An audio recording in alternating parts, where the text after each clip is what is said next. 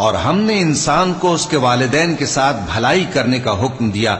اس کی ماں نے اس کو تکلیف سے پیٹ میں رکھا اور تکلیف ہی سے جنا، اور اس کا پیٹ میں رہنا اور دودھ چھڑانا 2.5 برس میں ہوتا ہے، یہاں تک کہ جب وہ پختہ عمر کو پہنچ جاتا ہے اور 40 برس کا ہو جاتا ہے تو کہتا ہے کہ اے میرے پروردگار، مجھے توفیق دے کہ تو نے جو احسان مجھ پر اور میرے ماں باپ پر کیے ہیں ان کا شکر گزار بنوں، اور یہ کہ نیک عمل کروں جن کو تو پسند کرے، اور میرے لیے میری اولاد کو نیک بنا دے.